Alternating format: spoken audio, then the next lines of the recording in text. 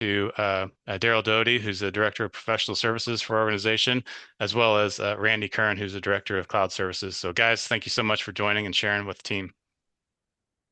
All right, thanks, Dana. Good morning, everybody. My name is Daryl Doty. I'm the Director of IT Services.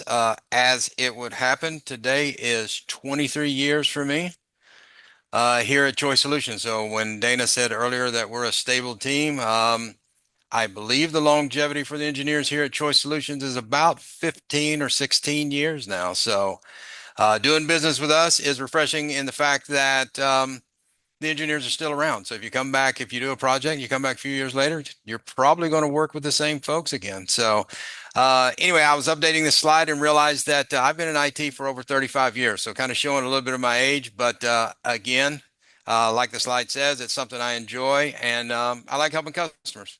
Randy? Thanks, Daryl. So with that, I am a 15 plus year veteran here at Choice Solutions, a little over 25 plus years in the IT industry itself. Again, dating myself a little bit, had to do with all that Y2K was all the rage when I was going through college and graduating. So they had to I cut my teeth in that initially, which all yay, fun, COBOL. Married, two kids, a 5-year-old daughter, just turned that on Halloween. So that was exciting. And then a little 6-month-old son. So looking forward to getting him more mobile. He's already almost on hands and knees and starting to think he's going to start crawling, so I'm in trouble. But when I'm not doing the IT world, I do enjoy doing some camping and fishing and hunting, although it's been limited this year with the little guy showing up. So hopefully more of that to come next year. And then myself, I'm located here in the great state of Iowa, Marion, wrong side of the state from my Iowa State Cyclones, who, I was having a great season, undefeated Cyclones in KC Chiefs. My Chiefs are still going, but my Cyclones failed a couple weekends ago and have been kind of in a spiral. So we're hoping they'll turn that around. And of course, San Francisco, I have now a tag along since my boy Purdy's there with the Niners. So not much to Daryl's chagrin. So with that, we're going to jump into it, guys. So again, here's what we're here to talk about, right? Windows 10 end of life. And so what's probably been the most publicized in the industry has been that October 14th of next year. So just shy of a year out from now, end of life of the general availability channels of Windows 10. So that is going to include all of the versions listed here. So the home through all the other versions. One of the things that depending on how much you've been around from the Windows 7 and even the Windows 2012, is that Microsoft has a program even after they've ended mainstream security support called Extended Security Updates, or ESU. So what that means is these are a subscription you can purchase uh, on an annual basis that allows you to extend the security updates for an end-of-life operating system through up to 3 years past the end of that life date on the general availability channel. So again, to be clear, general availability is going to be for most of you in the industry who have OEM installed versions that have come off the vendor or off the shelf software you've purchased, or if you've done an upgrade from 7 to Windows 10 from your M365 entitlements, you're likely going to be on the general availability channel. Microsoft does have a separate Windows 10 Enterprise channel, Enterprise LTSC version. So it's not Windows 10 Enterprise, it's Enterprise LTSC. So what's different about this version is that it is a point-in-time version that you can subscribe to. It is a purchase on top of your existing OEM license. What it does is it gives you a prescriptive set of Windows 10 Enterprise features that get security updates for a period of time. Um, what they do not get is feature updates. So any new features that come out for Windows 10 or Windows 11 in this case, it's also available for both Windows 10 and Windows 11. Also have or Windows 11 also has general availability and LTSC versions. Touch on that here in a minute. But what you can see on the LTSC version is if you are on an LTSC version, you have the capability to extend out that end of life date significantly. First, on the when the actual end of life date is, if you're on the 2021 version of the LTSC, you can go out to January 12th of 2027 before you even have to worry about ESU. One thing to note, this is a very different code base than your Windows 10 general availability, which means when you go to deploy Windows 10 Enterprise LTSC, you have to rebuild that Windows endpoint device instance or image in order to get the LTSC version. So that's one thing that needs to be clear here. This, you can't just license, upgrade, lift this. You have to actually redeploy that endpoint device to Enterprise LTSC in order to maintain that extended end life. And then again, extended security updates runs for an additional 5 years past the end of life date. So again, as you can see on 2019 LTSC for Enterprise, it expired in January of this year. However, you could push it out until January of 2029 with extended security updates. So just kind of a level set in terms of kind of the dates, the details. We have talked to some customers who are on Enterprise LTSC, so we'll make sure we touch on that as well. It's also a potential strategy that we'll talk about a little bit further on here in terms of an upgrade path. If you have dependencies on Windows 10, can't go to Windows 11, maybe your hardware doesn't support Windows 11. We'll talk about that here in a minute as well. This may be an option to consider, although you still are going to have to go out and touch those devices. So with that, we'll move forward. So let's talk a little bit about extended security updates. We touched on this. Again, this is how you can actually extend that Microsoft pronounced end of life date for your Windows 10 instances in your environment. Again, these are ballpark numbers, but this is kind of what's been published and kind of documented from Microsoft's perspective. Is that first year is about roughly $61 per device. Again, it escalates up. The second year, you're at 122 per device, and the third year at 244 for device. So while you can't extend it for 3 years, you will want to understand that that cost is going to be significantly higher than likely going to the LTSC. However, you do not have to touch that device, nor do you have to rebuild it, right, and relicense that. So some pros and cons depending on where you're at in your life cycle and how long it's going to take you to complete your Windows 10 or Windows 11 or the Windows whatever transition looks like. Give you some options to extend that security date if you're not going to be ready for it come October 14th of 2025. So I have a question in here from somebody asked, do you anticipate any challenges running LTSC and also running current versions of M365?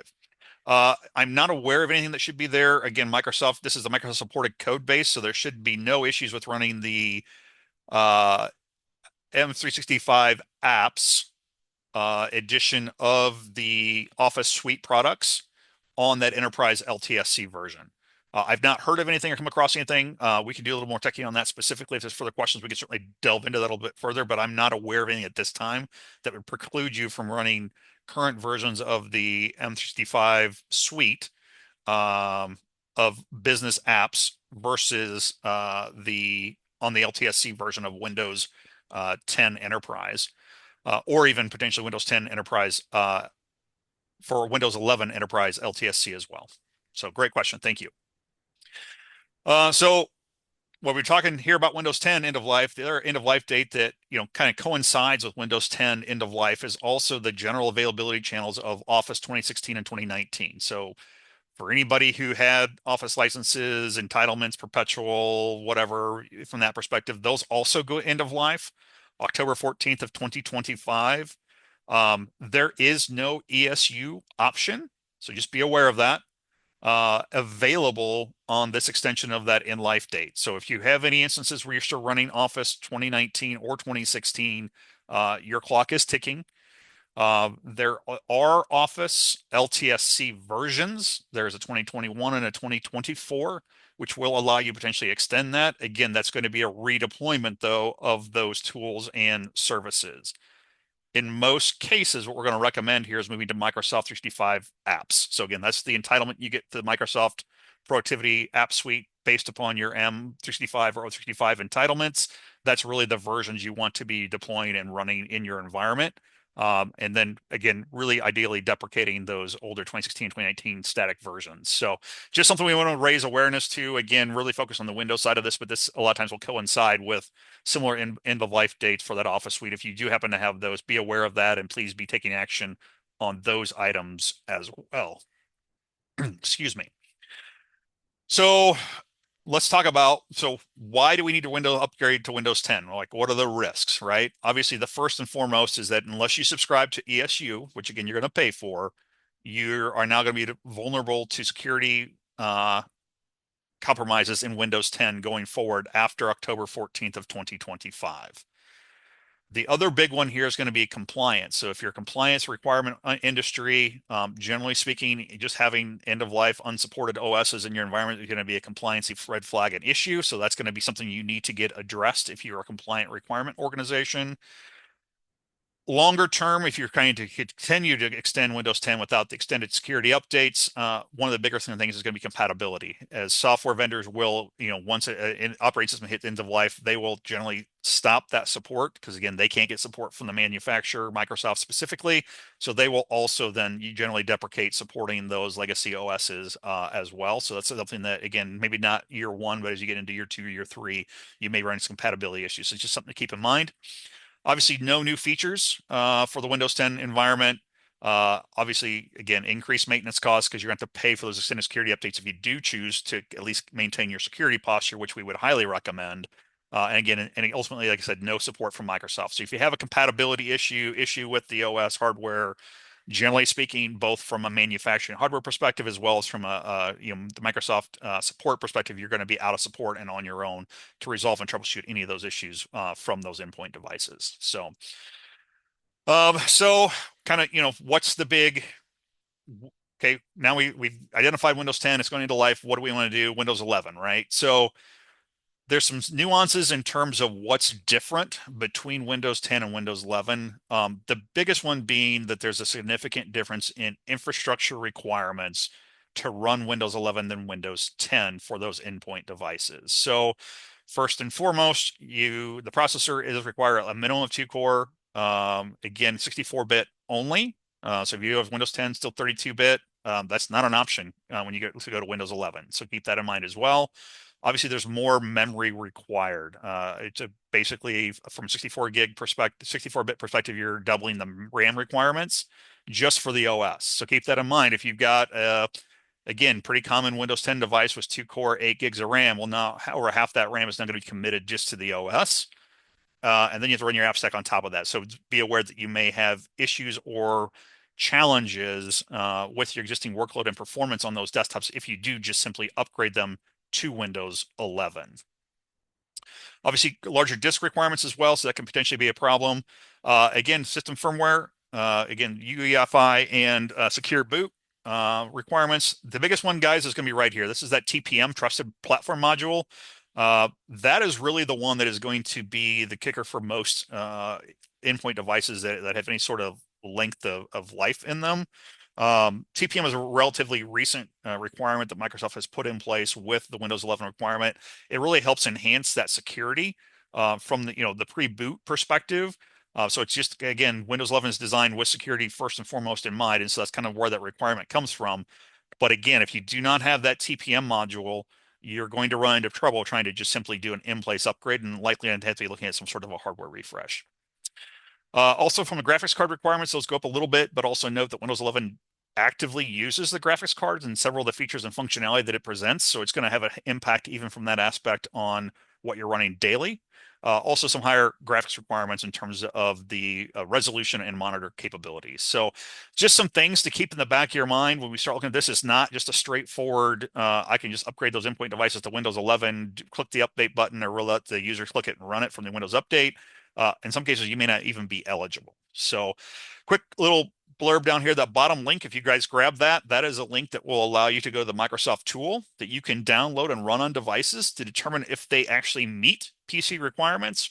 If you have a large fleet of devices, I would strongly recommend you start going through this, identifying what categories of device types you have in your environment and ages, and then run this at least on a sample of a couple of those devices and to kind of get an idea of what is or is not compliant or compatible, potentially just do a Windows 11 upgrade, and then begin planning for any infrastructure or transitional plans you have for those non-supported endpoint devices. So, all right.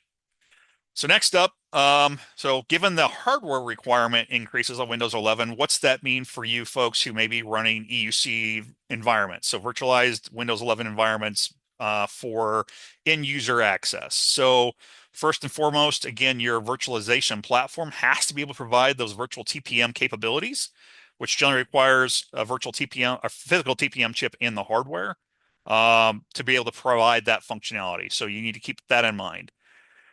One of the things we've also noticed from Windows 11 is that by default, it hardware graphics accelerates any RDP connectivity or sessions into the environment. So you can bypass this, but you've got to go in and specifically set the registry key or GPO policy to actually change that fundamental behavior. If you don't, it is going to try to accelerate with whatever hardware or graphics that's there, the environment and connect RDP access, which can have a significantly detrimental effect in terms of end user density and performance.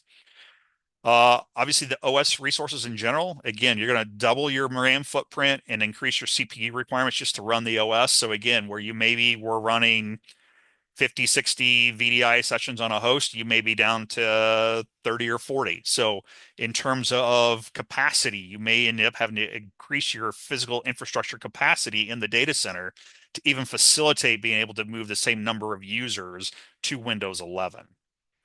Also, again, increased profile sizes. Again, a lot of new features and functionality in Windows 11 that, again, is going to cause some bloat to those profiles. There is some things you can do to optimize what is being stored in those profiles, and depending on the profile solution you're using, that you'll want to definitely look at and take advantage. But in general, you're going to see a slightly increased size in profiles as well in terms of wherever you're storing your profiles for that EUC environment. And then one of the things that is an option with Windows 11 is that it actually does provide a multi-session environment. So traditionally, when we've done hosted shared delivery models in EUC, that has been wrapped around a Windows Server OS instance. If you're running in Azure or on the Azure stack in your data center, you now have the capability of running Windows 11 multi-session, which is basically providing you that guest OS version, but multi-session connectivity, which was not something that has been previously available. So it's one of the strategies if you have devices that maybe can't go physical endpoints that can't go to Windows 11 today, you could potentially look to provision a multi-session Windows 11 desktop in the Azure environment for those end users potentially, and then leverage that existing endpoint until it expires, and then you potentially transition it to like a thin client, like an iGel software replacement for that to continue to maintain that functionality. So just some things I want to make sure you guys are aware of in terms of what's here from that aspect. Okay.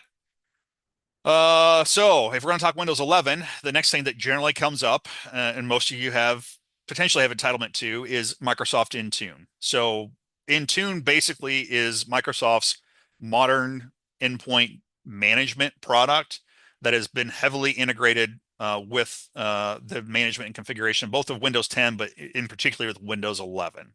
So some key features here, especially if you're looking at having to do a hardware and platform refresh, is the fact that you will need Autopilot provides you the ability to onboard working with specific hardware vendors. You can actually get a hardware ID based on the set of devices you've ordered, provided you can upload into Intune, into Autopilot, so that when that user first turns that device on, the device will go out. It will identify that it's a part of your Intune environment, which means it's going to check for policy, compliance, and then actually do app package deployment. So you can basically off the shelf with no user interaction, have a user ship that device to that user. They can open it up, log in with their enterprise, again, enter ID credentials, put in their two-factor, and then immediately have the device start pulling down the app's software policy and configuration that makes it a working entity device inside of your organizational environment. So with zero hands-on, again, there's some setup and stuff that has to be done in order to do that, but that's one of the key features of Autopilot. Obviously, the big thing here, you also have real-time policy updates. So one of the challenges I think we all faced 4 years ago when everybody went home from COVID is that, okay, we have all these devices, and if they were domain joined devices, they had policy from a point in time when they're access to the network, and then you went home and you didn't have that access. So now you're going to get stuck in that loop where, okay, now I've got to do a VPN, try to update policy, right? It's very complicated when you have devices that are in and out of the network or potentially not even in the network at all. Intune allows us to basically set policy at a organizational level and apply it based upon user and device rules consistently, regardless of where that device lives. So as long as the device is on the network and checking in, it's going to get policy updates to make sure that it is maintaining those compliant and security requirements that we have in the environment. The one here we talked about is app management. So again, you may be, a lot of folks have other app packaging solutions that may be leveraging or using. If you don't have one, this gives you the capability to actually, package up your applications, even versions of those applications, push them out. You can also have an app catalog that may, instead of maybe a set of users needs 3 core, and maybe it's a ERP system, the Office suite, and we'll say Chrome browser, right? So you package that up and you deploy that out. Those are mandatory deployments. But then maybe you have some users who maybe they use Slack, or maybe you use, I don't know, some other application that your environment needs, but only select users. You can have those be available for those users to subscribe and install as they need them. So that's a key part of that as well. And again, one of the other things that this does provide is outside of traditional WSUS functionality is the fact that you can actually do feature updates. So you can push a Windows 10 22 or 24H2 update out to your Windows 10 enrolled Intune devices. Again, because that's one of the other things that I think we talked about maybe a little bit earlier. I didn't highlight it specifically, but just keep in mind that Windows 10 end of life dates are for Windows 10 24H2 specifically versions that you are on.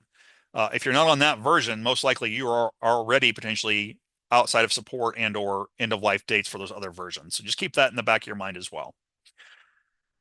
All right. So what are some of the options? We talked about a couple of them early on, right? So obviously there's going to be a subset of devices in most organizations that aren't going to be compatible to go to Windows 10. So out of the Microsoft environment, there are some options depending on where you're at and what you're looking at. And the first and foremost is going to be Windows 365, also potentially known as Cloud PC.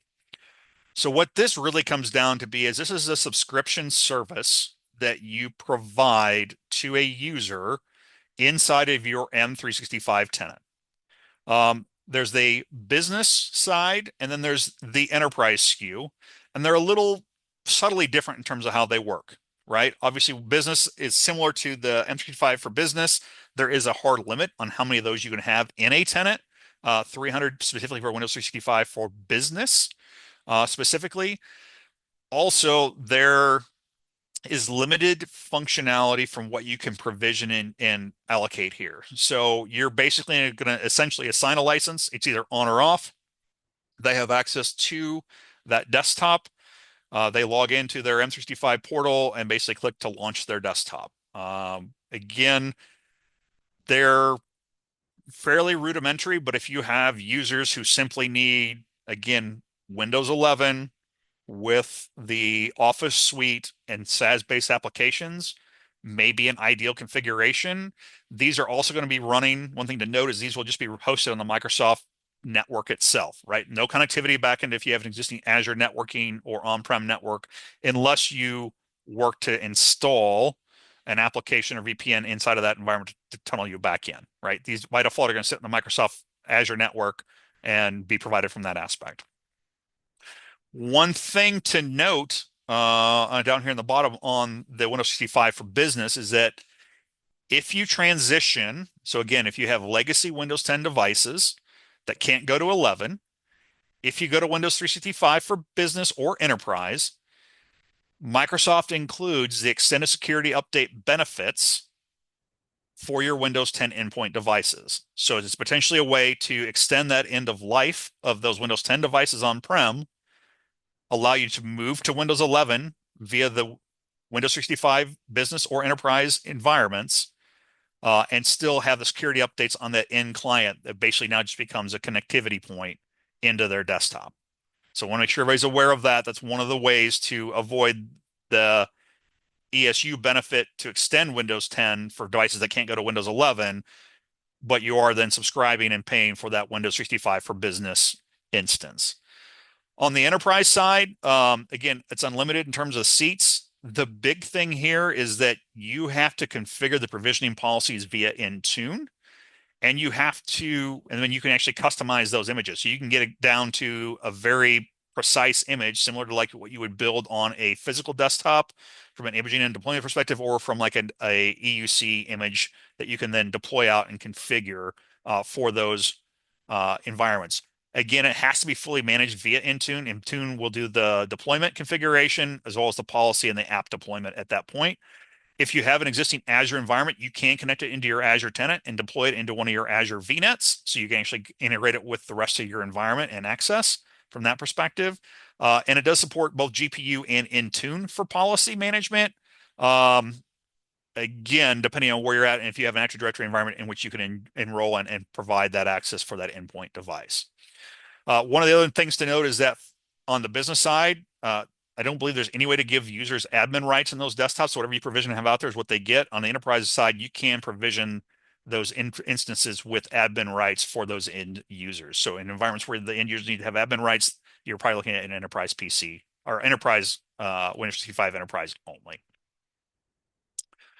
All right, so a little breakdown then from an option perspective and some subscription aspect, right?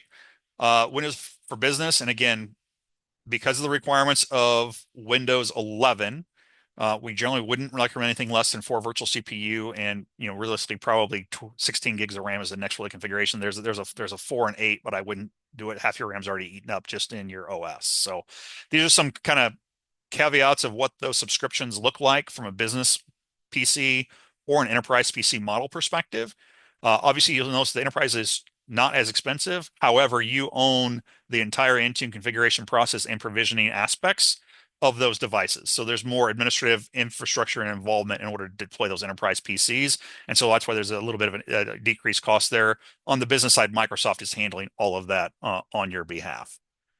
So moving on. Oh, sorry. So one of the other next options then, if cloud PCs and a persistent SKU, right, dedicated one-to-one isn't ideal, we have the option for Azure Virtual Desktop, which again is Microsoft's sort of EUC solution to providing hosted, shared, or one-to-one OS instances and/or application delivery from Azure. So the nice thing about this is that it can be more cost effective from a per user total cost to run AVD versus the business or enterprise Windows 365, because those are dedicated always on, always up VMs. In AVD, we have some controls and tools we can do to simulate user patterns, where if your users log in at 7 in the morning, we can bring the VMs up at 6 a.m. and maybe they're done at 6 p.m. and we shut them down at 7 p.m. Right. And so that we're not incurring charges from that 7 p.m. to 6 a.m. window, which can help offset and potentially make AVD a cheaper solution. Again, there are more moving parts here. There is more IT involvement and configuration and maintenance. But again, in some cases, this can be a cheaper alternative than running the one-to-one Windows 365 business or enterprise solutions. Again, it has the capability of scaling both up and down based on user load as well. So you can scale up resources as they're needed. And then this does, one of the notes here is that if you need to run Windows 10 in a virtual environment, Windows 10 does include extended security update benefits for Windows 10 Azure VMs. So if you need to extend Windows 10 capability, this is an option to continue to run Windows 10. If you need to be able to have that and don't want to pay for the extended security updates, this is an option. The other thing is AVD allows you to integrate with other Azure services. So, your Azure files and things like that, Azure print services, those capabilities become available when you start looking at doing AVD as well.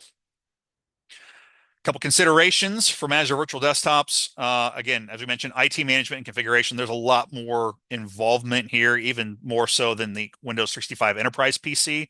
So as you start walking up the scale, Windows Business 365 is probably your least IT involved option for cloud desktops. Enterprise 365 is going to be your next, ratcheting up that IT involvement. AVD is definitely going to be the top of that scale in terms of the IT involvement needed to deploy, managing, and configure that environment on an ongoing basis. One of the other considerations here is that your apps and data really need to reside inside of Azure. That's not untrue for cloud PCs as well. If you're trying to access legacy applications that have, thick client installed to app data backends, unless you've moved the rest of your apps and data into Azure, AVD and or cloud-based PCs may not be an option. And we'll talk about some of the other options there and alternatives here in just a minute in regards to those, but keep that in mind as well. And then there's, again, in most cases for AVD, we're generally deploying third-party tools to help simplify deployment and management in those environments. And then note, regardless of the solution for Windows Cloud PC or Windows Business or Enterprise or Windows 365 Enterprise or Business, sorry, or Cloud PC or AVD, you're going to need some sort of an endpoint client still device that's going to connect in. So this is where the options come into, a thin client option where we basically repurpose that existing x86 hardware with a purpose-built OS that basically just provides basically a connectivity point, right? It authenticates, they log in, and they get their desktop. So those are all options when we consider when we're doing this transition as well. So again, if we look outside the Microsoft stack, what are the other EUC delivery options? If you're looking at a hardware refresh, you're going to have to make an invest in hardware to replace Windows 10 endpoint devices. Now is a good time to consider, do I want to still be inside of managing discrete endpoints across all my users, or do I want to consolidate them into more of a centralized management perspective with EUC delivering Windows 10 or a multi-session desktop-like environment? And so from that perspective, obviously the kind of the predominant leader there is going to be Citrix. From that aspect, providing the capability both for on-prem or even in any of the clouds, whether it be Azure, AWS, or GCP, to broker connectivity to Windows 10, Windows 11, or even potentially server-based multi-session desktops that look and feel like Windows 10 and Windows 11. So that's one of the options. We've talked about Windows 365 and AVD. These are, obviously EUC solutions. They are tied to Microsoft and Azure specifically. The next one kind of on the list is kind of an up-and-comer that has found some real focus recently with the transitions and the big players in the industry has been Parallels RAS, where they provide a capability to broker both either in an Azure or an on-prem environment. And again, provide desktops or server-based and or application delivery options. So again, depending on what you're looking at, if it makes sense. And then obviously Omnissa is the one that if you're still a VMware shop, that's still potentially an option. And then we believe they're going to be working on some other hypervisor integrations going forward. This is the old Horizon View is what Omnissa has been renamed to for those of you who aren't familiar with that. So these are all potential alternatives or options to consider as well when you're looking at what does that refresh strategy look like? Do I want to consolidate back in the data center, have better control over apps and data, especially from a security and compliance perspective? And then again, maybe deploy out some less expensive, maybe purpose-built thin client devices to those end users to broker connectivity into the environment as an option. So, all right. So let's kind of bring this all together.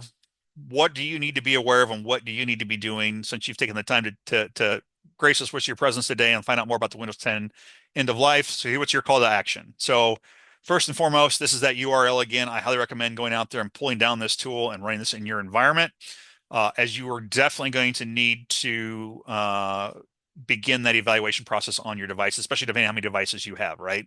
And again, the best approach I can tell you here is to identify the types of models and hardware that you have, and then pull a subset of those to determine capabilities to go forward to Windows 11. So you have an idea if you can go update to Windows 11, if that's what you want to do. And then if you're going to do that, what devices don't, so you can put a strategy around those as well. Obviously, device strategy. So in-place upgrade, like I said, if the devices meet the requirements for Windows 10 to upgrade to Windows 11, that is absolutely an option. Again, you do have the caveats that it's an in-place upgrade. It's going to bring some garbage along with it. It's been relatively okay in the industry, but again, Microsoft's not good about clean up after itself, so you're going to have some stuff get drug along. So if you do have devices that have smaller hard drives, things like that, it's maybe where the hard drive requirements for the new versions and those legacy stuff will may become a problem. So that's definitely something to keep in mind. Obviously, the hardware refresh obviously is an option. Again, options there, then maybe you're looking at taking advantage of the Intune and some of those capabilities that are there, and most likely potentially shelfware today that you're not really taking advantage of from your existing L65 entitlements. Cloud PCs, again, the Windows 65 enterprise or business options, or an EUC strategy are all things you can take a look at in determining what that strategy looks like moving forward. whatever you decide to do, we highly recommend you get a pilot process going now to work through and confirm that whatever solution or strategy you're looking at to make sure it's going to work as you expect, determine any application nuances with your applications, and then determine what that process is going to look like and begin that rollout. So you've got plenty of time to roll out to all of your end users and also then obviously educate and train them on the new Windows 11 environment they're going to be consuming once you get to that point. And then again, I would definitely plan a schedule full deployment and work backwards, right? So your deadline is 10/14/2025 without incurring additional costs. So with that, determine hardware procurement, your implementation, and in-user rollout and training, and to figure when you need to have a decision made and be pulling those triggers. So that date's going to come faster than we would like, one way or the other, but it is here and it is coming. So I want to make sure you guys are aware of that. So with that, again, we welcome you to please reach out if you have any additional questions about your specific environment. We'd like to have a conversation. We'd love to hop on a call and have a hour discussion to kind of walk through that, discuss it, see where you're at, and how we may be able to provide some assistance there. With that, I'm going to go ahead and turn it back over to Dana. Thanks, Dana. Randy, awesome. Thank you for laying the information out and going through everything. Again, Ellie mentioned at the beginning, some of you asked some questions, but if you have additional questions, we'll have a survey. Please fill that out, obviously, as a small thank you for your time, also for the feedback.